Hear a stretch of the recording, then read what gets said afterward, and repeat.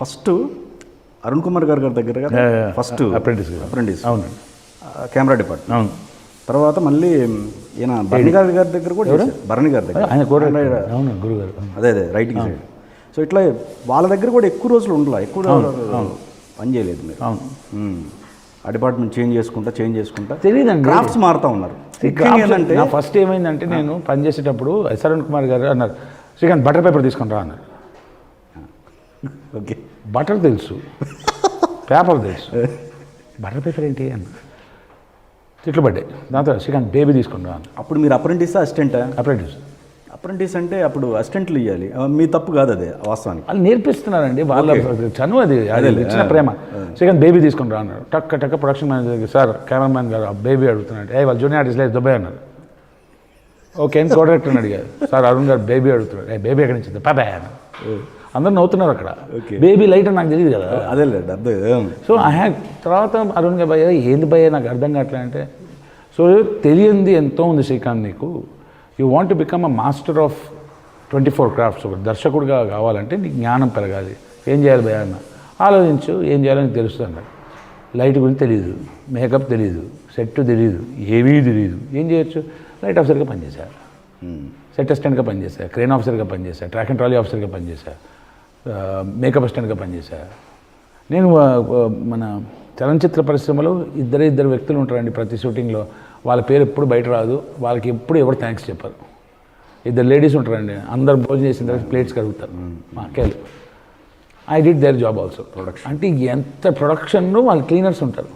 ఎంత కష్టమైన జాబ్ నాకు తెలుసు అది. బికాజ్ 3 days చేశా. 3 days చేసిన తర్వాత వాషర్ మ్యాన్ హ్యాండ్స్ అంటారు. మొత్తం ముడతలు అయిపోయి ఏందక్క ఇట్లా అంటే, తప్పదు కదా బాబు అంటారు. అంటే కొంచెం కూడా ఇమాజిన్ చేసి ఇంటికి వెళ్ళి మళ్ళీ గిన్నెలు కడగాలంటే what I mean great lifes. So ఇవన్నీ చేసిన తర్వాత ఓకే జ్ఞానం పెరిగింది, దర్శకత్వం. బేసిక్లీ ఏంటంటే అది తప్పుల పుట్ట ఈజ్వల్ శ్రీకాంత్. అన్ని రాంగ్ రూటే, ఏది చేయాలో అర్థం కాక ఇంగ్లీష్లో వర్డ్ ఉంది, ఐ వెంట్ బజర్. ఎక్కువగా మీరు వర్మ గారి సినిమాలు ఎక్కువగా చేయడానికి మీ కారణం? నేను ఆర్జీవి గారు డాన్ ఆర్జీవి నేను ఒక రూమ్లో ఉంటే చలనచిత్ర పరిశ్రమ తప్ప ఇంకోటి మాట్లాడితే నేనంటే కాలిపోద్ది ఆయనకి. షూటింగ్ చేస్తాం, ఏం చేస్తున్నాం శ్రీకాంత్ అంటే కుకింగ్. ఓ షిట్ అంటారు. నా బాబు ఫోన్ చేయగానే ఇట్లా వెళ్తాను, చూడు ఆ ఫేస్లో ఆనందం చూడు. ఆ కొడుకు ఫోన్ చేసి ఈ పెద్ద పుడింగి అని తిడతాను నన్ను. నాకు మదరు, ఫ్యామిలీ, వైఫ్, బ్రదరు, మా కొడుకు, కుక్క పిల్లలు, చెట్లు గిట్లు ఇవన్నీ ఇష్టం. ఆయనకి ఇవన్నీ చిరాకు. ఫుడ్ అంటే నాకు ప్రాణం, ఆయనకి చిరాకు. ఆయన ఒక్క మాట, Srikanth if you are not a good actor I will not live in the city you live in అన్నారు. పడదు. ఒకటే ఏంటంటే Srikanth I'm planning this movie will you do అంటే ఎస్ అంట. టుమారో అంటే డన్. నేను ఆర్జీవి గారికి రిప్లై ఇచ్చేది ఇది ఉంటుందండి, డన్ సార్, షూర్ సార్, మరీ రిపీట్ అవుతుంటే అబ్జల్యూట్లీ సార్ అండి. కొన్ని మార్పులు చేస్తారు ఆయన చెప్పి ఫాలో అవుతా.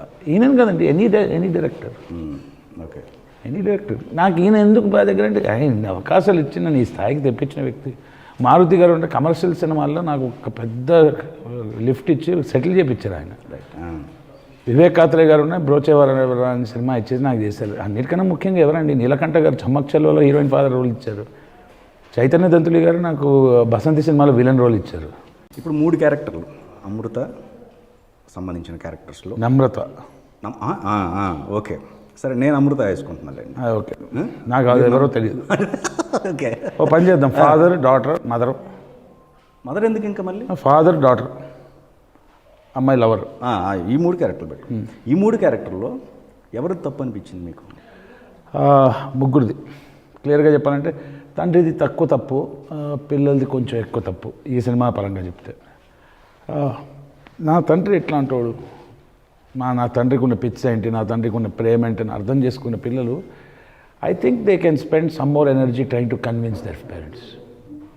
ఇవన్నీ అట్లా కాదు నాన్న, కాదు నేను చెప్పిన మాట వినాలని కొంచెం ఓవర్గా రియాక్ట్ అయినా కూడా అంటే మా నాన్నే కదా కూర్చొని ఇంకా కొంచెం బెటర్గా ఎక్స్ప్లెయిన్ చేసి, నాన్న ఇలా ఉంది నాన్న కొంచెం బెటర్గా చెప్పుంటే I think it would been had a different conclusion. చెప్పిందిగా అమృత, అది తెలియదు. అదే అమృత మీ దృష్టిలో చెప్పిందండి, కానీ I believe the convincing job belongs to the children. చిన్నపిల్లలు, ఆ పిల్లలు వాళ్ళ తల్లిదండ్రులను కన్విన్స్ చేసి పూచే వాళ్ళది. దానికి తగ్గట్టు ఈక్వల్ తల్లిదండ్రులు అర్థం చేసుకునే పూచి. ఎందుకంటే వీళ్ళు ఇప్పుడు 19, 20 ఏళ్ళ పిల్లలు ఉన్నారు, అబ్బాయిలు అమ్మాయిలు ఉన్నారంటే వాళ్ళు 47, 48, 50కి వస్తారేమో తెలియదు, కానీ 50 ఏళ్ళు నేను అక్కడి నుంచి వచ్చా కదా. సో నేను చిన్నప్పుడు నేను చేసిన తప్పులు నాకు గుర్తుండాలిగా. సో తండ్రిగా అరే అవన్నీ చేసి వచ్చాను కాబట్టి వీళ్ళు ఇలా ఫీల్ అవుతున్నారు, నేను కూడా వాళ్ళని బెటర్గా ఎక్స్ప్లెయిన్ చేయగలను. కానీ ఇరువైపులా పని చేయాలండి, both have to work. But ఈ సబ్జెక్ట్ పరంగా చూస్తే mistake is more on the girl side. Okay, Amrita తప్పు ఉంది అయితే. అదే కూతురి కాదండి, నేను చెప్తాను బ్రదర్. నాకు దీంట్లో కొంచెం ప్రగాఢమైన నమ్మకం ఏంటంటే, ఇప్పుడు మన ఇద్దరం కలిసాము, ఐ హోప్ అండ్ ప్రే మీ కుటుంబ సభ్యులు క్షేమంగా ఉన్నారు, సంతోషంగా ఉన్నారు అంటా. కానీ మీ కుటుంబంలో నేను జోక్యం చేసుకోను. ఎవరి గురించైనా, ఒక ఇండివిజువల్ గురించి, ఒక వ్యక్తి గురించి మాట్లాడుతున్నాం అంటే తను ముందు పెట్టుకొని మాట్లాడదాం. తను ముందు లేడంటే మంచిగా మాట్లాడదాం, విమర్శించి మాట్లాడద్దు ఆ వ్యక్తి లేనప్పుడు. సో ఇంకొక వ్యక్తి గురించి మాట్లాడే అర్హత లేదు మనకు, నేను మాట్లాడు.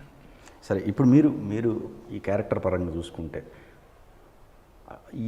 ఇన్ని రోజులు మీరు ట్రావెల్ చేసిన దాని ప్రకారం, యాజ్ ఎ ఫాదర్గా మీకు అనిపించిన దాని ప్రకారం ఇప్పుడు అమ్మాయి చేసిన అది కరెక్టా రాంగా చెప్పండి. అంత సింపుల్గా చెప్పలేను, but if I have to take a choice between చేసిన రైట్ ఆర్ రాంగ్ అని చెప్పాలంటే she could have done better అండి, ఇంకా బాగా చేసి ఉండొచ్చు. Overall it's wrong.